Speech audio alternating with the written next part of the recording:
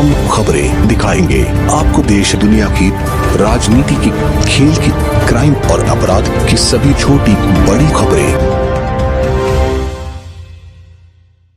आखिर कब तक बैसाखी के सहारे चलता रहेगा जनपद कार्यालय? जनपद पंचायत नईगढ़ी के कार्यालय में लटक रहा ताला। एक ऑपरेटर, चपरासी, चौकीदार के भरोसे चल रहा कार्यालय। जनपद पंचायत नईगढ़ी में जनपद सदस्यों का खुलेआम हो रहा अपमान। पूर्व जनपद उपाध्यक्ष नृपेंद्र सिंह पिंटू ने लगाया कई गंभीर आरोप। जनपद पंचायत नईगढ़ी इन दिनों अव्यवस्था का केंद्र बिंदु बनी हुई है। जनपद पंचायत नईगढ़ी में विगत 10 माहों से लगातार एक कंप्यूटर ऑपरेटर एवं चपरासी और चौकीदार के भरोसे वर्तमान समय में जनपद कार्यालय चल रहा है। इतना ही नहीं, जनपद पंचायत नईगढ़ी वर्तमान समय में बैसाखी के सहारे विगत 10 माह से चलने के कारण ग्रामीण अंचल से आए हुए जनप्रतिनिधि, जनपद सदस्य, सरपंचगण जनपद पंचायत नईगढ़ी के कार्यालयों का चक्कर काट रहे हैं। ग्राम पंचायतों में सभी विकास कार्य रुके हुए हैं। जनपद पंचायत नईगढ़ी में चल रही वर्तमान समय में कार्य प्रणाली को लेकर पूर्व जनपद उपाध्यक्ष नृपेंद्र सिंह पिंटू ने एक प्रेस कॉन्फ्रेंस करते हुए वर्तमान समय में जनपद पंचायत नईगढ़ी क्रियाकलापों को लेकर बहुत बड़ा सवाल खड़ा करते हुए कहा कि जनपद पंचायत नईगढ़ी में सामान्य सभा की बैठक में कचरा संग्रहण की राशि खर्च करने के लिए कुछ ग्राम पंचायतों को चिन्हित किया गया था और प्रस्ताव भी सर्वसम्मति से पारित किया गया था। लेकिन सबसे बड़ा सवाल यह उठता है कि जो प्रस्ताव सर्वसम्मति से सामान्य सभा की बैठक में पारित किया गया था, उस ग्राम पंचायतों का नाम हटाकर दूसरे ग्राम पंचायतों का नाम जोड़ा गया, जो जनपद पंचायत नईगढ़ी के जनपद सदस्यों का घोर अपमान हुआ है। भैया, वर्तमान समय में जनपद पंचायत नईगढ़ी की जो स्थिति है बद से बेहतर है, इस संबंध में आप क्या कहेंगे?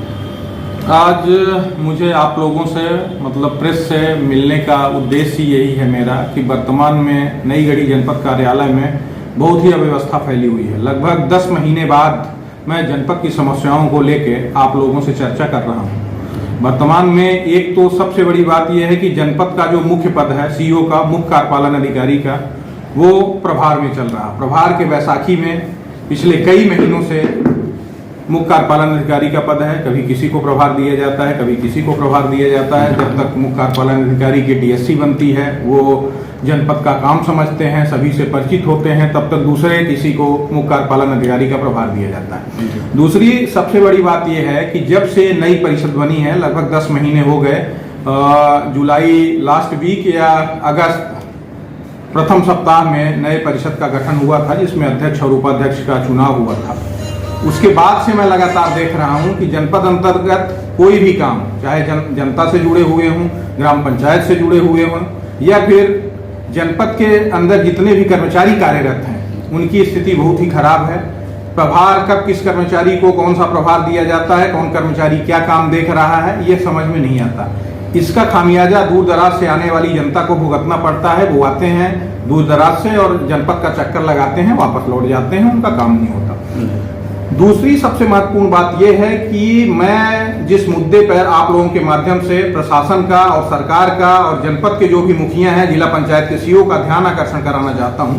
पहला तो ये कि 3/3/2023 को सामान्य सभा की बैठक जनपद पंचायत में हुई थी। उस सामान्य सभा की बैठक में 15वें वित्त की राशि के वितरण के संबंध में चर्चा हुई थी। 15वें वित्त की राशि 2 हिस्सों में आती है ना। एक होता है आपका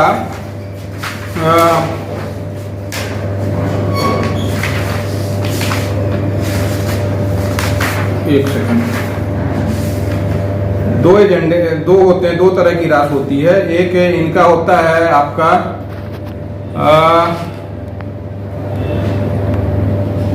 टाइट और अनटाइट, मतलब एक राशि आपको स्वच्छता में खर्च करनी है और कुछ पानी में खर्च करना है। इसमें जो 3/3 को जो प्रस्ताव पारित हुआ था, उस प्रस्ताव में आपके कचरा संग्रहण केंद्र बनने थे और प्रस्ताव में सभी जितने भी जनपद सदस्य उपस्थित थे, उनके उपस्थिति में जो प्रस्ताव पारित हुआ था, उसमें ग्राम पंचायत अकौरी, रामपुर,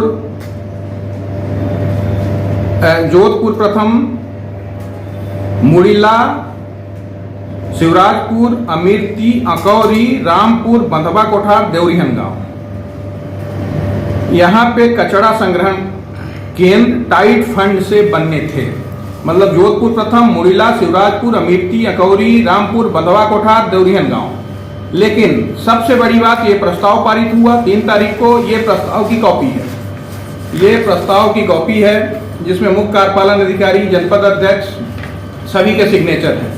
ये प्रस्ताव पारित हो गया। लेकिन उससे बड़ी बात देखिए कि जब ब्लॉक डेवलपमेंट प्लान बनता है कि 2023-24, 2022-23 में जनपद के अंतर्गत जनपद में आने वाली राशि से क्या कार्य होंगे, तो केवल 2 ग्राम पंचायतें जो प्रस्ताव में पारित थी, अकौरी और रामपुर, को शामिल किया जाता है। बाकी और जो अन्य ग्राम पंचायतें हैं, अकौरी, रामपुर के अलावा जोधपुर प्रथम, मुड़ीला, शिवराजपुर, अमेठी, बंधवा कोठार, देवरिहन गांव, इनको हटा के नई पंचायतें शामिल की जाती हैं। करही, बदौआ, बैजला, हड़िया, नरैनी, तिवरगमा, मनगोल और देवरी संग्राम।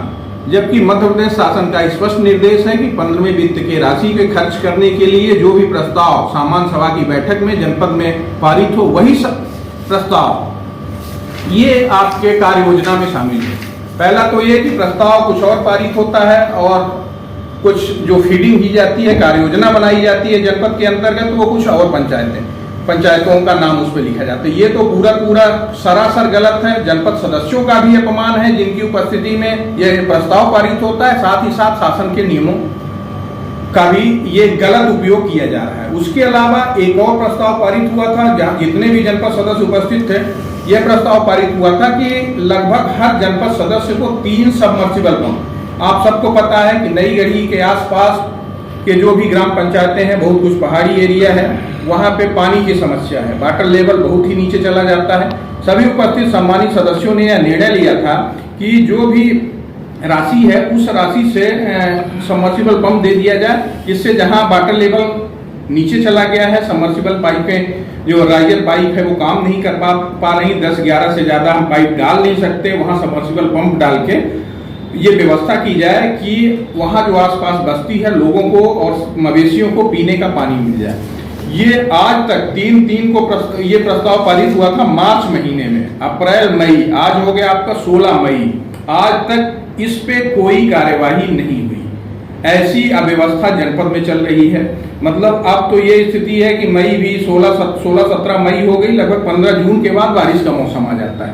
तो पानी की जो समस्या है वो तो यथावत रह रही है और जो भी जनपद सदस्यों ने सोच के रखा था और प्रस्ताव पारित किया था वो भी पूरा नहीं हो रहा। मैं इसके लिए जनपद के जो भी मुखिया हैं, चाहे वो जनपद अध्यक्ष हो या मुख्य कार्यपालन अधिकारी हो, मैं उनको सीधा उन पर आरोप लगा रहा हूं कि आप लोग शासन के आदेश के प्रति, शासन के नियम के प्रति, आम जनता के प्रति संवेदन नहीं है। अगर आपके अंदर काम को लेकर, शासन के नियम को लेकर और जनता को लेकर संवेदनशीलता होती तो अभी तक ये पूरे सबमर्सिबल पंप और जो भी काम है हो जाते और सामान्य सभा की बैठक में जो भी प्रस्ताव हुआ है वो एज इट इज प्रस्ताव कार्य योजना में शामिल किया जाता। अगर नाम हटाए जा रहे हैं, सामान्य सभा की बैठक के निर्णय को हटाया जा रहा है, तो कहीं न कहीं ये संदेह के घेरे में आ रहा है कि क्यों उन पंचायतों को हटाया जा रहा है जिनको सभी सदस्यों ने अपनी उपस्थिति में सर्वसम्मति से पारित किया गया है।